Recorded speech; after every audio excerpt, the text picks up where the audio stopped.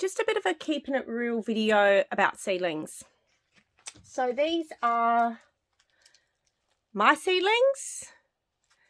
They look nothing like store-bought ones, do they?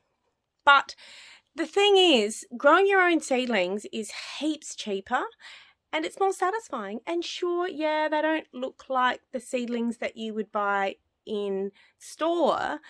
At the end of the day, if you support them in the right way, they're going to grow up exactly the same. So these are what I would call leggy seedlings. And you've got to understand as well that a seed raising mix has a very limited nutrient lifespan, okay? So there's going to be a point in your seedling punnets where the seedlings aren't getting any sustenance because they've used all of that from the seed raising mix. And when they start to get leggy like this, they really need to be potted on. Now, the first thing you want to think about when you're potting on your seedlings is you really want to be looking for the second set of leaves. So by that, I mean these ones here that are coming through, and in this one, see, you've got the second set coming through. It's not vital, like it's not going to be the end of the world if you pot them on and that isn't the case, but it really does help to wait for that second lot of leaves to come through. Right, now there's a couple of different ways that you can support them. You can either pot them on in a bigger container like this and get them a bit bigger and stronger that way and then plant them into the garden, or you can just plant them straight into the garden. And I'm going to show you what I do in order to make sure that the pests don't get a hold of them, because when the leaves are really tender and young like that, the snails, the slugs, the pests, they love them because they're just easy to munch on. So I'm going to show you what I do when I plant new seedlings like this. And also too, when you're planting them, we're basically going to be burying more of this stem here, okay? So we're really going to probably be burying it down to about that point there. And that's going to help your plant grow, and then it won't be leggy when it continues to mature. So anyway, I'll head over to the garden and I'll show you what I do. So I've just planted some cabbage and some broccoli, and as you can see, they're pretty tiny. They're pretty vulnerable. I mean, this one here hasn't even got its fourth leaf. So in order to support their growth, I mean, and they have just come out of the hothouse too. So they haven't had any real direct sun on them. So they haven't been hardened off yet. And by hardening off, I mean having that direct sun on them and just being a bit toughened up to the outside environment. So to start with, what I'm going to do is I'm going to put some fruit juice containers over the top of them. This is going to help them get a little bit bigger, and more importantly, it's going to keep the pests away. So I'm going to just pop that on there.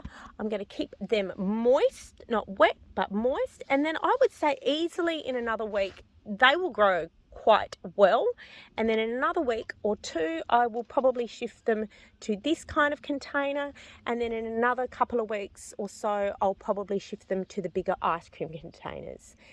Yes, I'm having to do a little bit of work here, but it's really worth supporting your seedlings when they're young, because there's nothing worse than growing from seed, putting them in the ground only to have them eaten again, and then you have to start the whole process again. And it can be weeks. So if you're growing or even buying your seedlings, I totally recommend keeping all your bottles, and you happier plants, stronger plants, and ones that aren't going to get eaten. Here's a bit of a look at some broccoli seedlings that I popped in maybe about a month ago using the same kind of technique. So as you can see, this broccoli here, while it's still been, attacked a little bit, it's looking pretty good. These containers are so good because A, they keep the pests down, but also because it's plastic and because it's clear, it helps to warm the soil.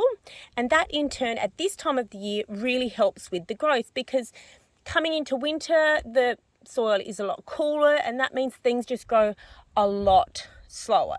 So two benefits: you keep the pests down and warms the soil. And look, as you can see, I've got snails all over the place, and that's not even including the slaters and the earwigs, and like these are very vulnerable at this point in their life cycle, but they're ready for an upgrade. I'm going to now upgrade them to ice cream containers, which are a bit bigger, and for the same reasons. Helps to warm the soil and helps to keep them a little bit more pest free. It's not obviously solving all my pest problems, but these are doing much better than if I didn't have them up. And I'll probably keep these on for a little bit longer until they get a bit stronger, and then I'll take them off to support the growth. But I just cannot recommend the use of ice cream containers and plastic containers enough when planting your young seedlings. It makes a huge, huge difference. So start saving them today.